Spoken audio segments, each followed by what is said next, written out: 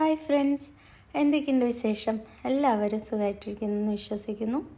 അപ്പോൾ നമ്മൾ ഇന്ന് വന്നിട്ടുള്ളത് ഒരു വെജിറ്റബിൾ കറിയുടെ റെസിപ്പി ആയിട്ടാണ് കേട്ടോ. വളരെ സിമ്പിളായിട്ട് നമ്മുടെ വീട്ടിലുള്ള കുറച്ച് വെജിറ്റബിൾസൊക്കെ വെച്ചിട്ട് നമുക്കൊരു റെസ്റ്റോറൻറ്റ് സ്റ്റൈലിലൊരു വെജിറ്റബിൾ കറി ഉണ്ടാക്കിയെടുക്കാം.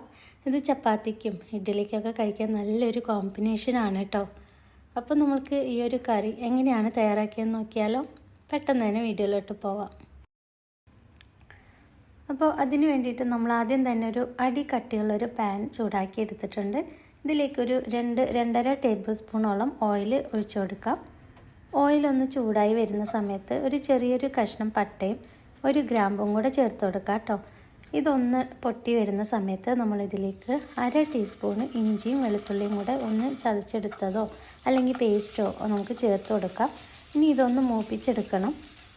അപ്പോൾ ഇതൊന്ന് മൂത്ത് വഴന്നു വരുന്ന സമയത്ത് നമ്മളിതിലേക്ക് ഒരു വലിയ സവാളയും ഒരു പകുതി ക്യാപ്സിക്കവും ചെറിയ ക്യൂബ്സായിട്ട് കട്ട് ചെയ്തെടുത്താണ്. ഇത് ഓണിയൻ ഒന്ന് ട്രാൻസ്പെറൻ്റ് ആയി വരുന്നത് വരെ ഇതൊന്ന് വഴറ്റി കൊടുക്കാം കേട്ടോ. അപ്പോൾ ചെറിയ രീതിയിൽ ഒന്ന് ട്രാൻസ്പെറൻ്റ് ആയി വരുന്ന സമയത്ത് നമ്മളിതിലേക്ക് ഒരു ചെറിയൊരു ക്യാരറ്റും അതുപോലെ ഒരു 2 പൊട്ടാറ്റോസും ആണ് നമ്മൾ എടുത്തിട്ടുള്ളത്. അതൊന്ന് ചെറിയ ക്യൂബ്സാക്കി കട്ട് ചെയ്ത് എടുത്തിട്ടുണ്ട് കേട്ടോ. ഇനി ഇതൊന്ന് നന്നായിട്ട് തന്നെ ഒന്ന് വഴറ്റിയെടുക്കാം.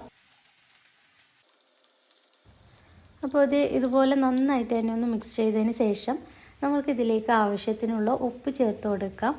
അപ്പോൾ ഉപ്പൊക്കെ ചേർത്തിട്ട് ഇതുപോലെ തന്നെ നന്നായിട്ട് തന്നെ ഒന്ന് മിക്സ് ചെയ്തെടുക്കാം കേട്ടോ.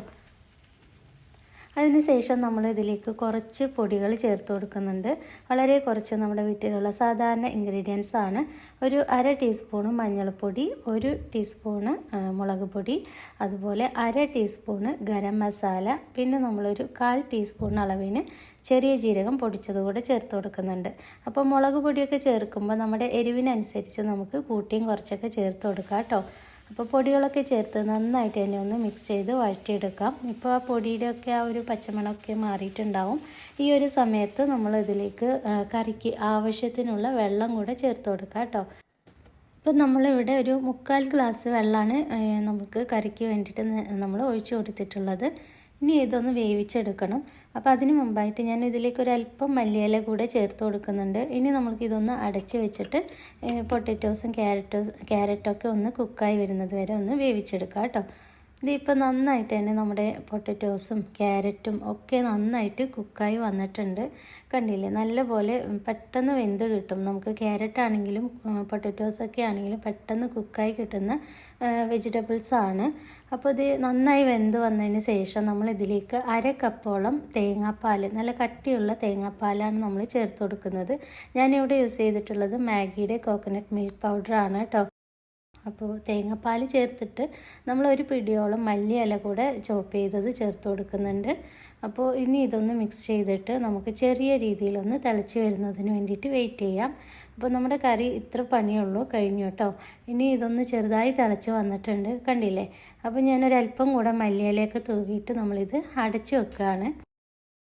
അതിനുശേഷം നമുക്ക് ഫ്ലെയിം ഓഫ് ചെയ്യാം. നമ്മുടെ കറി ഇവിടെ റെഡി ആയിട്ടുണ്ട് കേട്ടോ. അപ്പോൾ ഞാൻ ഇന്ന് ഇത് സെർവ് ചെയ്യുന്നത് ചപ്പാത്തിയുടെ കൂടെയാണ്. ചപ്പാത്തിക്കും അതുപോലെ തന്നെ ഇഡ്ഡലിക്കും നല്ലൊരു കോമ്പിനേഷനാണ് ഈ ഒരു വെജിറ്റബിൾ കറി കേട്ടോ. വളരെ കുറഞ്ഞ ഇൻഗ്രീഡിയൻസ് കൊണ്ട് നമുക്ക് നല്ലൊരു വെജിറ്റബിൾ കറി വീട്ടിൽ തന്നെ ഉണ്ടാക്കിയെടുക്കാം. അപ്പോൾ റെസ്റ്റോറൻറ്റിൽ നിന്ന് നമ്മൾ ഓർഡർ ചെയ്താലും ഇതുപോലെയൊക്കെയുള്ള ടേസ്റ്റിലൊക്കെയാണ് കറികൾ കിട്ടാറുള്ളത് കേട്ടോ. അപ്പോൾ അത് നമുക്ക് വീട്ടിൽ തന്നെ വളരെ നിസ്സാരമായിട്ട് ഉണ്ടാക്കിയെടുക്കാം. അപ്പോൾ നമ്മളുടെ ഇന്നത്തെ വീഡിയോ ഇഷ്ടമായിട്ടുണ്ടെങ്കിൽ ഒന്ന് ലൈക്ക് ചെയ്യാനും ഷെയർ ചെയ്യാനും മറക്കരുത്. അതുപോലെ തന്നെ നമ്മുടെ ചാനൽ ആദ്യമായിട്ടാണ് കാണുന്നതെങ്കിൽ ഒന്ന് സബ്സ്ക്രൈബ് ചെയ്ത് സപ്പോർട്ട് ചെയ്യാനും മറക്കരുത് കേട്ടോ. അപ്പോൾ സബ്സ്ക്രൈബ് ചെയ്യുമ്പോൾ ആ ബെല്ലൈക്കൺ ഒന്ന് ഓൾ എനേബിൾ ചെയ്ത് വെക്കണേ. എന്നാൽ മാത്രമേ നമ്മുടെ ന്യൂ അപ്ലോഡ്സ് വീഡിയോസൊക്കെ നിങ്ങൾക്ക് നോട്ടിഫിക്കേഷനായിട്ട് കിട്ടുള്ളൂ. അപ്പോൾ എല്ലാവരും നല്ല ഹാപ്പി ആയിട്ടും ഹെൽത്തി ആയിട്ടിരിക്കുക. ഇൻഷാ അല്ലാഹ് നമുക്ക് മറ്റൊരു വീഡിയോ ആയിട്ട് വീണ്ടും വരാം. താങ്ക്